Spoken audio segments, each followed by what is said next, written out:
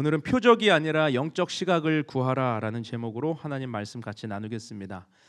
예수님께서 말 못하게 하는 귀신을 내어 쫓으시니까 그것을 지켜보고 있던 유대인들과 바리새인들 중에 부정적으로 바라보는 사람들이 있었죠. 기억하십니까?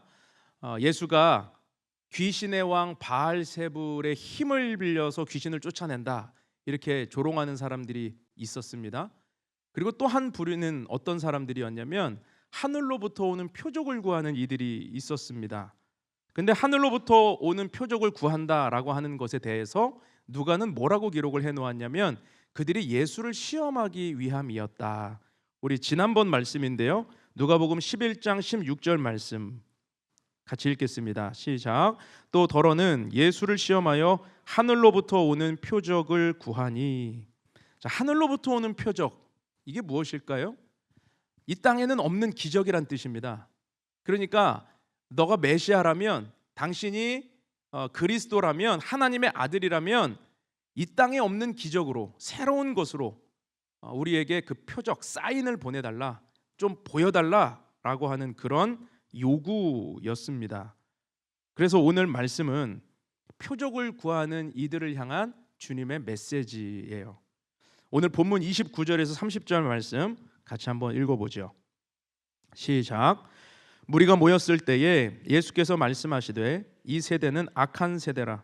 표적을 구하되 요나의 표적밖에는 보일 표적이 없나니 요나가 니느웨 사람들에게 표적이 됨과 같이 인자도 이 세대에 그러하리라. 자, 여기서 우리는 예수님께서 그들을 악한 세대라라고 하셨던 이유에 대해서 좀 살펴보려고 합니다. 단지 그들이 표적을 구했기 때문에, 문맥상으로 보면 그들이 표적을 구했기 때문에 악한 세대라고 말씀하신 것처럼 우리에게 보여지죠. 그런데 성경을 보면 표적을 구하는 것 자체가 악하다라고 말씀하지는 않으세요. 왜냐하면 우리가 잘 알듯이 모세도 하나님께 증거를 구했고 기드온도 양털 시험을 하면서 하나님께 증거를 구하잖아요. 그러니까 무슨 말이냐면 믿음 없음 때문에 나의 믿음을 도와주십시오, 내가 믿기 원합니다 라고 하는 마음으로 구하는 증거와 표적에 대해서 주님은 악하다고 하지 않으시고 오히려 그의 믿음을 도와주신다라는 것입니다. 그래서 하나님께서는 자신을 만나고자 하는 자들, 또 믿음을 갖기 원하는 자들을 반드시 만나주시고 그 표적을 보이시겠다라고 약속을 하셨죠. 예레미야 29장 12절 13절 말씀에 보니까 너희가 내게 부르짖으며 내게 와서 기도하면 내가 너희들의 기도를 들을 것이요 너희가 온 마음으로 나를 구하면 나를 찾을 것이요 나를 만나리라. 온 마음으로 나를 구하면 하나님을 찾을 거라 그랬어요. 여기서 찾는다라고 하는 것이 뭐냐면 주님이 하나님이시다, 그 하나님이 살아계시다, 전능자이시다라고 하는 사인을 발견하게 될 것이다 라는 뜻입니다. 그러니까 표적이라고 하는 것이 그 표적을 구한다는 것 자체가 악하다는 게 아니라는 거죠. 그렇다면 왜 예수님은 지금 이들을 악한 세대라고 책망하고 계시는 것입니까? 그들에게는 믿기 원해서 구하는 표적이 아니라 반대를 위한, 예수를 시험하기 위한 것이었기 때문입니다. 그들에게 표적이 없지 않았습니다. 귀신이 떠나가는 것만큼 큰 표적은 없습니다. 죽은 자가 살아나는 것만큼 큰 기적은 없습니다. 병든 자가 치유되는 것만큼 놀라운 이적은 없습니다. 그런데 그들은 그것을 다 보았습니다. 주님의 말씀도 들었습니다. 그럼에도 불구하고 표적을 구했다라는 것은 철저히 믿지 않으려고 하는, 새로운 표적을 구하며 예수를 시험하려고 하는 악한 태도였다라는 것이죠. 여러분, 오늘날도 전도를 하다 보면요, 증거를 요구하는 분들을 만날 때가 있습니다. 그런데 믿음에 대해서 진지한 태도로 증거를 요구하는 게 아니라요, 반대를 위한 반대, 믿기를 거부하면서 증거를 요구한다는 거죠. 야, 하나님이 있어? 너 봤어? 증거 대봐, 증명해봐, 그럼 믿을게, 이렇게 이야기해요. 그런데 이렇게 이야기하는 사람들 치고 진짜 눈앞에 기적이 일어난다고 믿을까요? 아니요, 그렇지 않다는 거예요. 여러분, 믿음은 기적의 유무와 관계가 없습니다. 아니, 적습니다. 기적 때문에 믿고 기적 때문에 안 믿는 게 아니라는 거예요. 출애굽기에 보면 바로왕이 나오죠. 바로왕이 10가지 재앙을 경험하잖아요. 근데 10가지 재앙은 곧 10가지 기적입니다. 10가지 표적이에요. 이 땅에 없는 일들이에요. 그런데 그 10가지 기적을 경험하고도 바로가 변합니까? 안 변해요. 계속 완악해집니다. 끝까지 완악해집니다. 변하지 않았다는 것입니다. 아합과 이세벨도 마찬가지죠. 엘리야 선지자가 하늘에서 불을 떨어뜨렸어요. 이전에 없는 일입니다. 이 세상에 존재하지 않는 실제입니다. 그런데 그들이 그것을 눈으로 보았거든요. 그럼 변했습니까? 아니요. 아합과 이세벨은 끝까지 변하지 않았다는 것입니다. 그래서 악한 세대라고 하는 것은 무엇을 뜻하는 것이냐면, 악한 세대는 곧 믿음이 없는 세대를 뜻하는 거예요. 믿기를 거부하는 세대, 하나님 알기를 거부하고 귀를 막고 듣지 않는 세대가 악한 세대. 오늘날로 이야기하면 하나님에 대해 관심 없는 세대, 하나님에 대해 전혀 관심 없는 세대, 그 세대가 악한 세대라고 책망하고 계시는 것이죠. 그러나 예수님은 그들에게 보일 표적은 오직 요나의 표적밖에는 없다고 오늘 말씀하십니다. 여러분, 요나의 표적은 무엇입니까? 이 마태복음과 마가복음 기사에서는 이 같은 장면을 예수님의 십자가 3일, 이 십자가에서 무덤에서의 3일과 연결을 시켜서 요나가 물고기 뱃속에 들어갔던 3일과 연결을 시키거든요. 그런데 독특하게도 누가복음의 오늘 말씀에서는 예수님의 십자가와 부활의 3일의 시간을 연결하는 것이 아니라 요나가 전한 메시지, 즉 심판의 메시지와 연결을 해서 심판에 초점을 맞추고 있어요. 그러니까 누가복음에 등장하는 요나의 표적밖에는 보일 표적이 없느니라 라고 하셨을 때 이 표적은 심판의 메시지에 초점을 맞추고 있다는 것입니다. 왜냐하면 요나가 니느웨 사람들에게 전한 메시지가 심판의 메시지였기 때문이죠. 그런데 그것이 요나가 표적이 되었다는 것입니다. 그들에게 요나가 전한 메시지가, 마찬가지로 예수님이 전하시는 메시지가 그들에게 표적이 될 것이다. 예수님의 말씀을 듣고 믿지 않고, 듣고도 거부하고 영접하지 않을 때에 그들에게도 심판이 있을 것이다. 이것이 그들에게 보이실 표적이라는 거죠. 여러분, 오늘 우리 시대도 마찬가지입니다. 사람들은 믿을 만한 표적을 구하고 증거를 요구하지만 이미 하나님은 오늘 우리에게 믿을 만한 증거와 표적을 다 주셨어요. 그게 무엇입니까? 그게 말씀이에요. 하나님의 말씀은 우리에게 가장 강력한 표적이 되는 것이죠. 하나님의 말씀을 듣고도 회개하지 않고, 말씀을 듣고도 돌이키지 않고, 말씀을 듣고도 예수를 영접하지 않는다면 심판이 있을 것이다, 심판을 피하지 못할 것이다. 이것이 그들에게 표적이 되는 것입니다. 그래서 예수님은 심판에 대한 메시지를 강화하시면서 오늘 두 가지 예화를 드시죠. 하나는 솔로몬을 만나기 위해서 찾아왔던 남방 여왕의 이야기고요.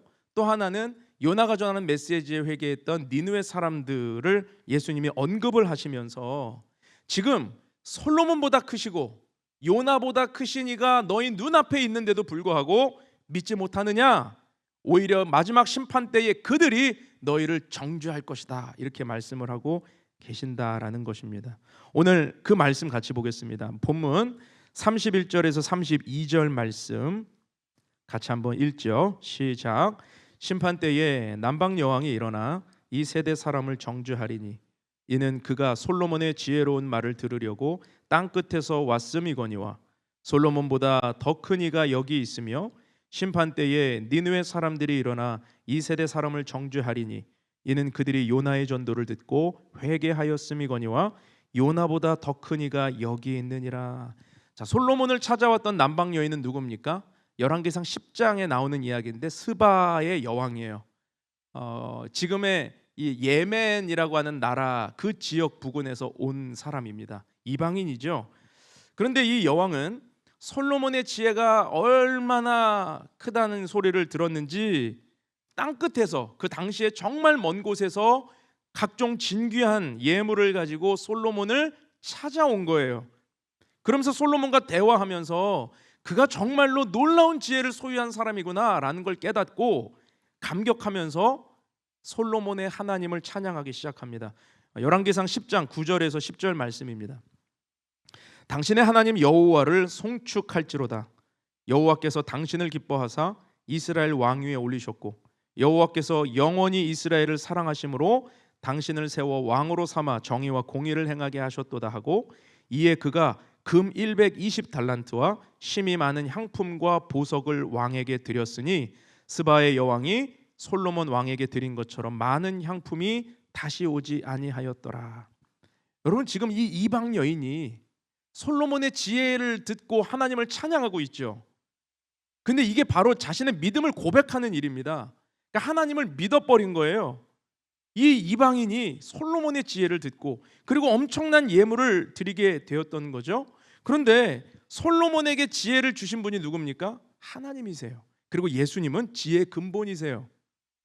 근데 솔로몬의 지혜를 듣고도 이방인이 이렇게 회개하고 이렇게 하나님을 찬양하고 있었다면 지금 지혜의 근본이신 하나님이신 그분이 너희 눈앞에 있는데 어떻게 믿지 않을 수 있느냐?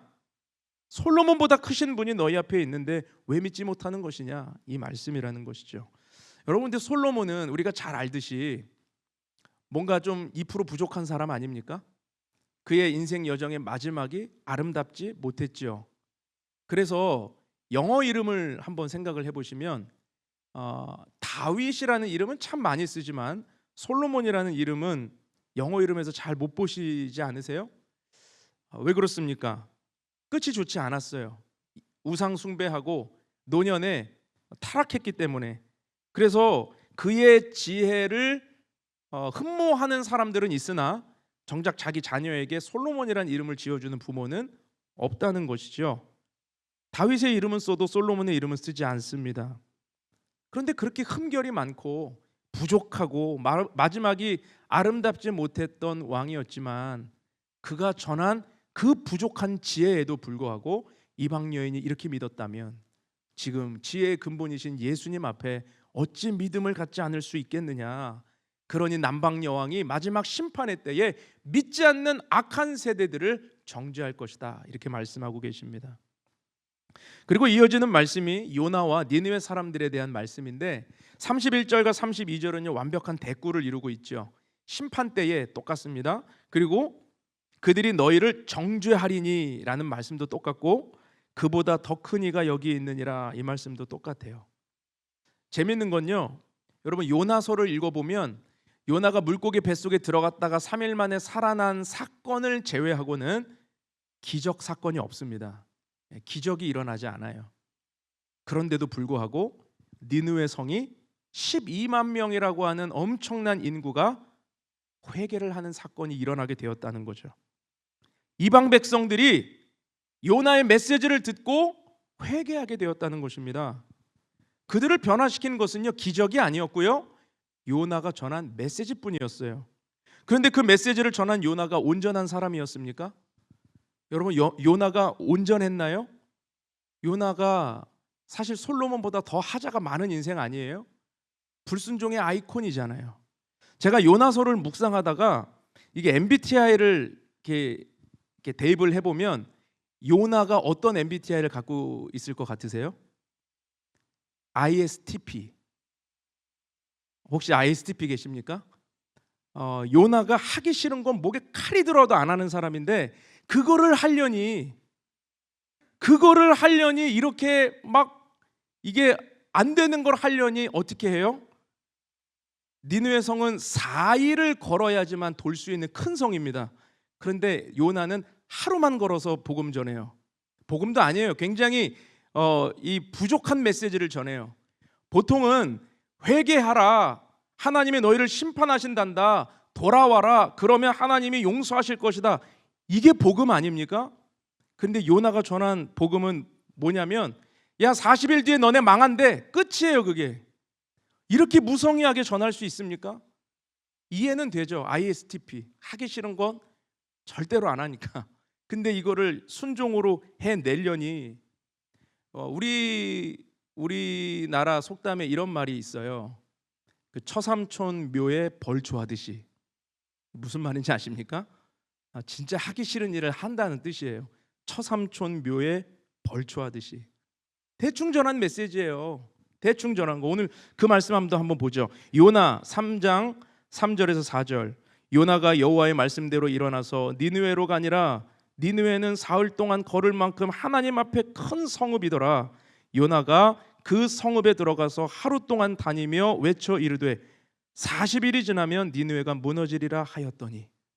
이게 메시지가 끝이에요. 40일 후에 너네 망한대, 40일 후에 너네 무너진대, 끝. 자세하지도 않고 따뜻하지도 않고, 그래서 뭐 어떻게 하라는 거예요? 40일 후에 망한다는데. 그런데 그 메시지를 받은 니느웨 사람들이 대단해. 이 부족한 메시지, 이 허접한 메시지를 듣고 왕부터 모든 신하가 회개를 합니다. 그리고 조서를 내려서 그 성의 모든 백성들에게 죄를 뒤집어 쓰고 회개를 시켜요. 12만 명이 변화되었습니다. 어떻게 이런 일이 일어날 수 있냐는 거예요. 이렇게 성의 없는 메시지에, 이렇게 대충 전한 메시지에 어떻게 이렇게 반응이 일어날 수 있냐라는 것이죠. 여러분, 그래서 니느웨 백성들과 남방 여왕이 예수님의 칭찬을 듣고 있는 것입니다. 완벽하고 짜임새 있고 정확한 메시지가 아니라 그들은 부분적으로 알았어요. 그들은 일부분만 알았어요. 그럼에도 불구하고 하나님께 돌아왔고, 그럼에도 불구하고 회개했다라는 거죠. 그런데 지금 그 요나보다 크신 분이, 솔로몬보다 크신 분이 너희 앞에 있는데 어떻게 믿지 않을 수 있냐라는 것입니다. 솔로몬 이야기에서도 요나 이야기에서도 기적은 없습니다. 표적은 없습니다. 오직 말씀만이, 오직 지혜만이 그들에게 표적이 되었습니다. 여러분, 오늘 우리에게는 그들이 들었던 제한적인 메시지가 아닌, 여러분, 우리에게는 완전한 계시, 성경이 주어져 있죠. 여러분, 하나님은 성경을 통하여 완전한 계시를 이루어 놓으셨습니다. 우리는 오늘날 예수님의 십자가도 알고 예수님의 부활도 알죠. 성령의 시대를 살아가고 있습니다. 그런데 그들은, 남방 여인과 여왕과 그 니느웨 사람들은 예수의 십자가도 모르고 부활도 모르고 성령의 시대도 아닌 시대에 부족하고 제한적인 메시지로도 하나님께 돌아왔다는 거예요. 적은 메시지를 가지고도, 연약한 메시지를 가지고도 하나님께 돌아왔다는 거예요. 여러분, 오늘 우리 시대에 지혜의 근본이신 예수님, 그 예수님이, 말씀이 육신이 되어 이 땅에 오신 예수님, 그 말씀이, 생명이 오늘 우리에게 주어졌다면, 여러분, 우리는 그 말씀을 어떻게 받아야 되는 것입니까? 만약 우리도 그 말씀을 받지 않고 그 말씀을 따르지 않는다면 남방 여왕과 니느웨 사람들이 우리를 정죄하지 않겠습니까? 여러분, 하나님의 말씀을 대하는 믿음의 태도를 점검할 수 있기를 주님의 이름으로 축원합니다. 하나님의 말씀 앞에 나는 어떤 믿음의 태도를 갖고 있는지 우리는 돌아봐야 돼요. 남방 여왕과 니느웨 사람들은 부족한 메시지를 통해서도 회개했는데, 오늘 우리는 어떻게 우리의 믿음의 태도를 주님께 드리고 있습니까? 교회사를 보면요, 이 큰 영적 부흥이 일어났던 진원지를 조사해 보면 위대한 설교자, 위대한 사역자에 의해 부흥이 일어나지 않았다는 걸 알게 됩니다. 아주 연약한 이들이 말씀 한 구절 붙들고 가난한 마음으로 기도하다가 영적 부흥이 폭발해버린 사건들이 너무 많아요. 미국의 이 건초더미 기도회라는 것도 마찬가지입니다. 여러분, 우리의 삶에 영적 부흥이 일어나길 원하죠. 그런데 정말 그 영적 부흥은요, 대단한 누군가에 의해 시작되는 것이 아니라 작고 보잘것없고 연약한 자들의 가난한 마음에서부터 그 영적 부흥이 시작된다라는 거예요. 영적 부흥이 일어난 후에 그 파도를 타고 위대한 설교자들이 많이 배출되었다라는 거죠. 그래서 부흥의 진원지를 살펴보면 정말 대단하지 않은 사람들의 메시지로 부흥이 시작되었습니다. 여러분, 신앙생활을 하다 보면요, 우리가 신앙의 연수가 쌓이고 또 신앙생활이 익숙해지고 그러면서 한 가지 이 듣는 청중들의 마음에 생기는 오해와 교만이 있습니다. 어떤 교만이에요? 전도사가 설교하면 마음이 다치고 귀가 다치는 분들이 계세요. 적어도 목사가 설교해, 아니 부목사 말고 담임 목사가 설교해야 귀가 열린다라고 생각하는 분이 계십니다. 우리 교회는 없어요. 근데 목회를 하다 보면 종종 그런 마음을 만날 때가 있습니다. 여러분, 그런데 누가 설교를 하든 내가 어떤 말씀이든 그 안에서 은혜를 받겠다라고 하는 믿음을 붙들면 여러분 달라집니다. 믿으십니까? 여러분 우리의 마음의 태도에 달려 있다라는 거예요. 우리의 마음의 태도가 주님의 말씀을 향하여 은혜를 향하여 어떻게 반응하고 있는지에 따라 달라지게 된다라는 것입니다. 제 외장하드에 보면 제가 전도사 때 신학생 때 설교했던 그 원고들이 쭉 있거든요. 얼마 전에 하드 정리를 하다가 오랜만에 그 폴더를 열어서 읽어봤어요. 읽어봤는데 제가 설교를 읽다가 얼굴이 화끈거렸습니다. 그리고 그 당시에 제 설교를 들었던 분들 다 일일이 찾아가서 사과하고 싶었어요. 어떻게 이렇게 했을까? 그때는 그것도 최고라고 생각을 했겠죠. 그런데 제가 그때를 생각을 하면서 그때 제 설교를 듣고 저를 칭찬해 주시던 분들이 생각이 나는 거예요. 전도사님 오늘 은혜 받았습니다. 전도사님 오늘 말씀에 정말 제가 저 자신을 돌아보고 하나님 앞에 깊은 회개의 시간을 가졌습니다. 지금 생각해 보면 그분들 굉장히 인격이 훌륭한 분들이죠. 젊은 전도사를 세워주기 위해서 칭찬하신 거잖아요. 그런데 그 중에는 진짜로 은혜 받는 분들이 계셨어요. 진짜로. 안 믿으시네.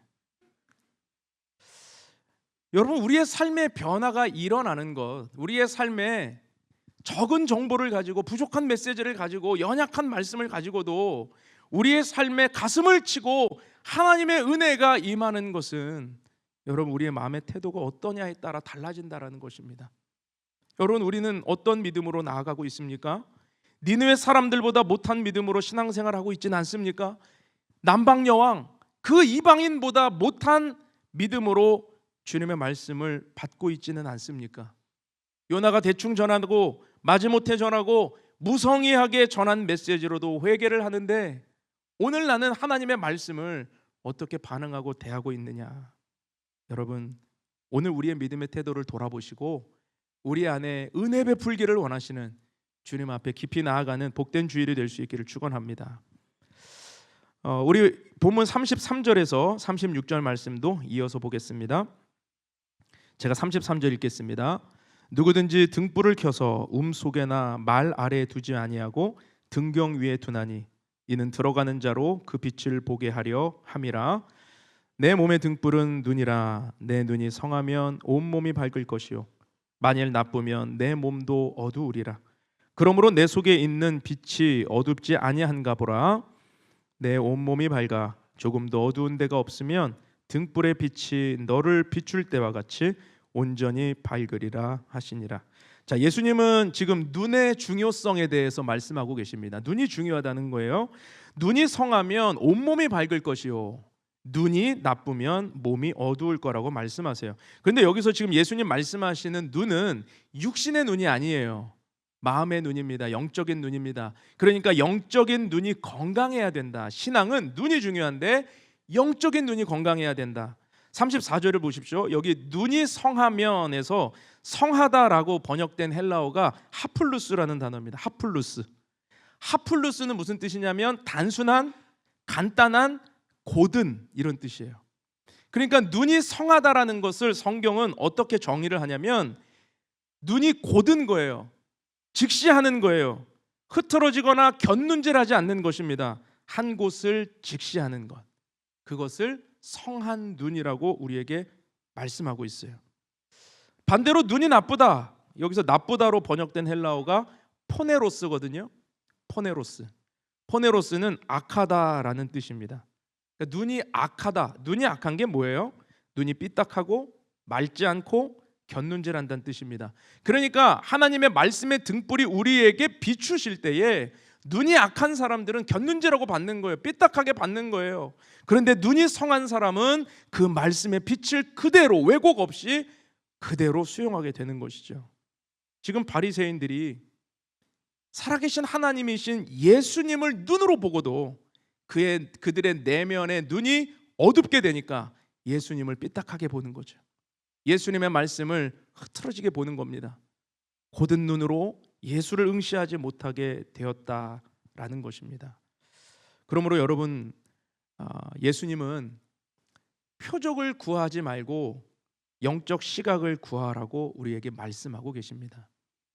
여러분, 신앙 안에서 표적을 구하는 일들 참 많죠. 사인.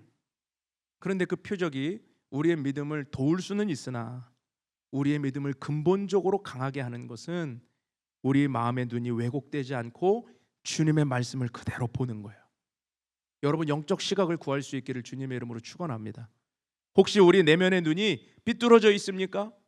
우리 내면의 눈이 흐트러져 있습니까? 우리 내면의 눈이 다른 데에 곁눈질하고 있지는 않습니까? 주님의 말씀이 여러분의 삶을 비추실 때 그 예수의 밝은 빛이 우리 내면 가운데 깊이 새겨지기 위해서는 믿음의 영적 시각을 구해야 하는 줄로 믿습니다.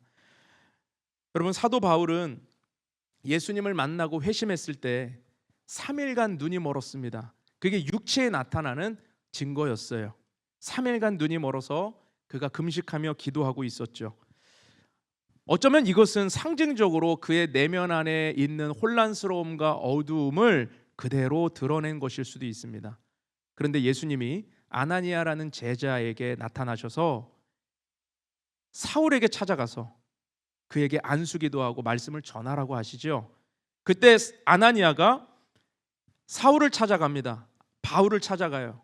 그래서 그에게 안수를 하자 어두웠던 눈이 떠지게 되고 다시 볼 수 있게 됩니다. 근데 여기서 말씀에 뭐라고 기록하냐면 사울의 눈에 비늘 같은 것이 벗어지더라 라고 표현을 해요. 우리 사도행전 9장 18절입니다. 즉시 사울의 눈에서 비늘 같은 것이 벗어져 다시 보게 된지라. 그의 눈에서 비늘 같은 것이 벗어져 다시 보게 된지라. 육신의 눈이 떠진 사건을 의미하지만 영적인 의미가 내포되어 있습니다. 여러분, 사울의 마음의 눈을 가리고 있었던 것, 예수를 볼 수 없도록, 예수가 메시아라는 사실을 깨닫지 못하도록 그의 내면을 가리고 있었던 비늘이 무엇입니까? 그게 모세오경이고 율법이고 그가 이해하고 있는 선지자들의 예언이었죠. 전부 하나님의 말씀이었어요. 그런데 그 말씀이 하나님을 오히려 가리는 도구, 비늘 같은 것들이 되고 있었다. 왜? 예수와 연결이 안 되니까. 그런데 예수님을 만난 이후에 아나니아가 그에게 안수하면서 전한 말씀으로 인하여 어떤 사건이 일어납니까? 그가 알고 있었던 구약의 모든 말씀이 예수를 관통하고 있다는 사실을 깨닫게 된 거예요. 그러니까 비늘이 벗겨지는 것입니다. 그동안 자신이 알고 있었던 말씀이 예수를 향하고 있는 말씀이었구나. 내가 알고 있었던 율법이 예수를 향한 율법이었구나. 내가 알고 있었던 예언이 예수를 향한 예언이었구나. 이것이 관통하고 깨달아지니까 그의 마음의 눈을 가리고 있었던 비늘이 벗겨지고 그가 다시 보게 되었다는 것입니다. 여러분, 다시 보게 된 바울의 눈에 비친 예수님 왜곡되지 않습니다. 곧은 눈으로 바라보고 있습니다. 흐트러지지 않고 있습니다. 여러분, 신앙생활을 오래 했다라고 하는 것에서 우리가 빠지지 말아야 될 함정들이 있습니다. 뭐죠? 나는 다 안다. 나는 잘 안다. 여러분, 익숙한 것과 제대로 아는 것은 다르죠. 신앙이 익숙한 것과 하나님의 말씀을 온전히 알고 그 말씀을 지키는 것은 다른 일이에요. 여러분, 우리의 마음에 눈이 어둡지 않습니까? 신앙생활을 오래 했는데도, 교회 출석을 오래 했는데도, 혹시라도 신앙이 익숙한데도 하나님의 말씀이 들리지 않아요. 은혜가 없어요. 깨닫지 못해요. 어떻게 살아야 되는지 막막해요. 여러분, 그렇다면 우리의 마음의 눈에 비늘 같은 것이 껴있다라는 사실을 우리는 인지해야 돼요. 바울의 눈이 비늘이 벗겨지며 다시 볼 수 있게 되었던 것처럼, 그리고 바울은 회심 이후에 한 번도 흔들리지 않고 주님과 동행하며 끝까지 그 사명을 완수했던 것처럼, 여러분, 우리의 신앙도 흔들리지 않고 계속 주님과 동행하기 위해서는 우리 마음에 비늘 같은 것이 벗겨지고 주님을 밝히 볼 수 있는 영적 시각이 열릴 수 있기를 주님의 이름으로 축원합니다. 오늘 우리에게 진짜 필요한 건 표적이 아닙니다. 표적이 없어서 우리의 믿음이 연약한 게 아니에요. 주님을 바로 볼 수 있는, 그 말씀의 은혜와 깊이를 바로 깨달을 수 있는 영적 시각이 우리에게 필요하다라는 사실입니다. 여러분, 영적 시각을 구하십시오. 주님을 보게 해달라고 기도하십시오.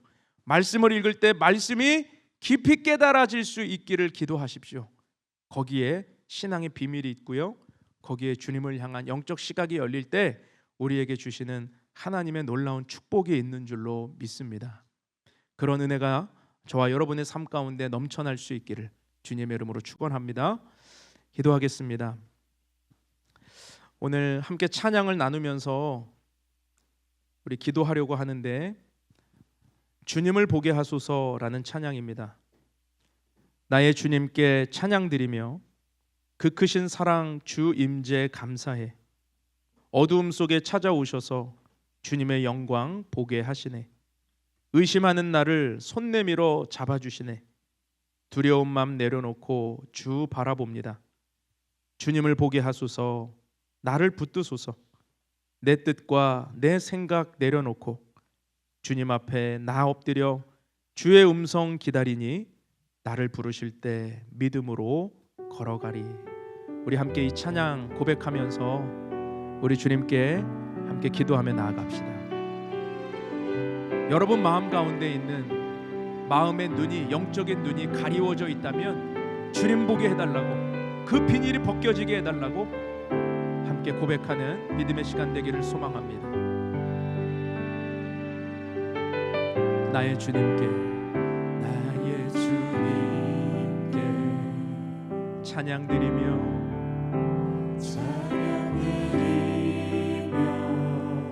그 크신 사랑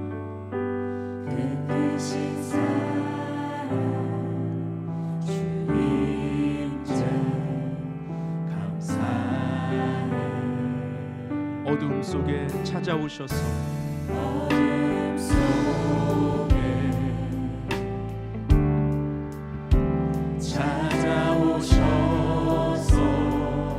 주님의 영광을 보게 하십니다. 주님의 영광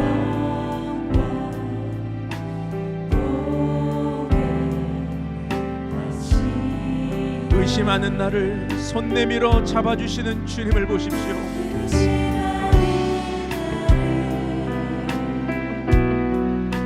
손 내밀어 잡아주시네. 두려운 마음 내려놓고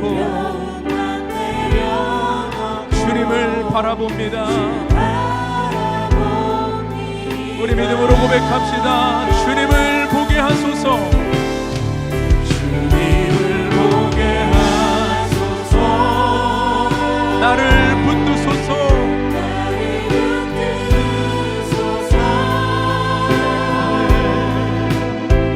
내 뜻과 내 생각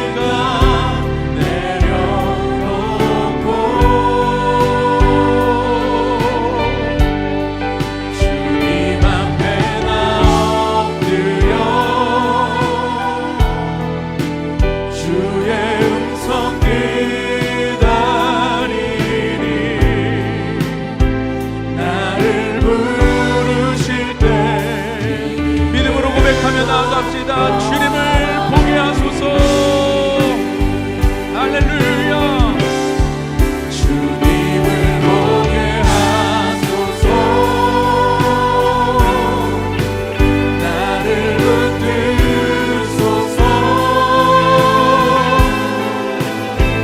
내 뜻과 내 생각 내려놓고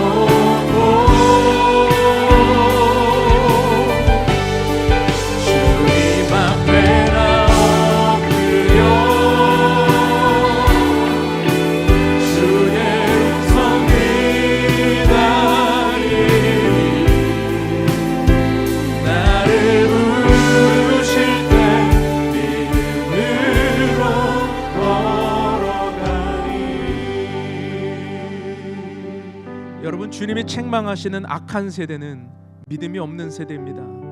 오늘 우리의 믿음은 어떻습니까? 우리도 표적을 구하며 이 표적 저 표적 그것을 구하며 다니지는 않습니까? 그러나 오늘 주님이 우리에게 말씀하시는 것은 우리의 왜곡되어 있는 영적 시각을 곧게 펴기를 원하십니다. 주님을 보게 하여 주옵소서. 우리의 영적인 눈이 비늘로 가리워져서 다 안다고 생각하는 마음, 다 해봤다고 생각하는 마음, 굳어진 마음, 돌 같은 마음을 깨시고 우리 주님은 우리가 주님을 바라볼 수 있도록 우리에게 영적 시각이 열리기를 도전하십니다. 이 시간 함께 기도할 때 하나님, 왜곡되어 있는 우리 마음의 눈이 열리게 하여 주옵소서. 주님을 곧게 보게 하여 주옵소서.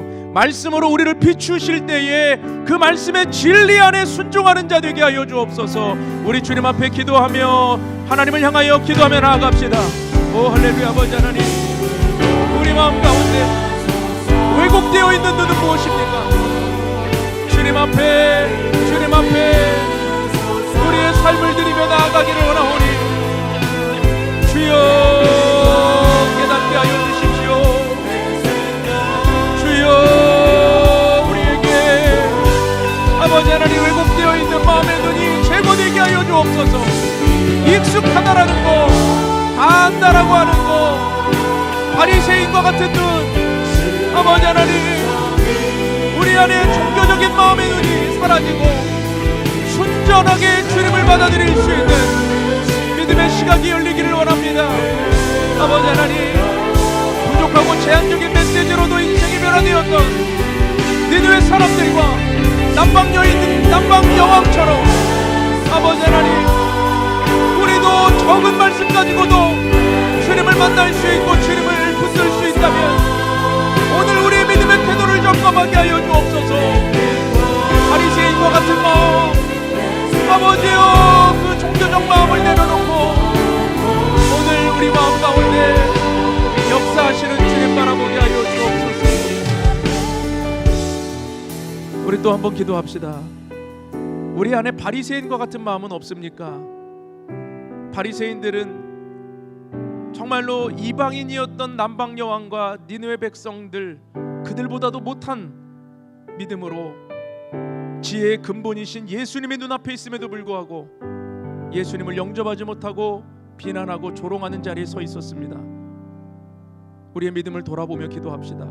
하나님, 남방 여왕과 니느웨 사람들 부족하고 제한적인 메시지에도 불구하고 하나님께 돌아오고 회개했다면 오늘 우리의 믿음의 태도를 점검하게 하여 주시고 바리새인과 같은 그런 종교적 마음을 내려놓고 비늘과 같은 것들이 벗겨지고 주님을 순전한 마음으로 받고 영접하며 주님의 말씀의 진리를 따라 살아가는 우리가 되게 하여 주시옵소서. 우리 함께 기도하며 다시 한번 주님 앞에 나아갑시다. 오 할렐루야. 아버지 하나님, 바리새인과 같은 마음이 제거되기를 원합니다. 굳은 마음이 제거되기를 원합니다. 무언가 대단하고 화려해야지만 내가 받을 수 있다. 표정을 구하고 사인을 구하고 대단한 것을 요구하는 아버지 하나님 이 시대. 그러나 남방 여왕과 니느웨 사람들은 솔로몬이 전한 지혜, 요나가 전한 대충전한 메시지로 그들의 삶에 회개가 임하고 하나님의 말씀이 믿습니다. 아버지 하나님, 오늘 우리의 믿음의 태도를 점검하게 하여 주시고 바리새인과 같은 마음을 내려놓고 바울처럼 마음의 비늘 같은 것들이 벗겨지게 하여 주시고 주님을 밝히 보게 하여 주옵소서.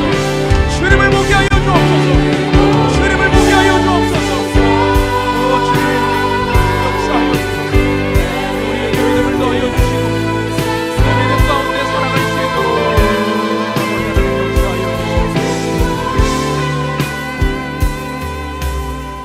거룩하신 하나님, 주님을 보게 하시고 우리 마음 가운데 있는 왜곡된 영적인 눈들이 성한 눈 되어서 곧은 눈으로 주의 말씀이 우리를 비추실 때 살아나게 하시고 생명 얻게 하여 주옵소서. 예수님의 이름으로 기도하옵나이다. 아멘.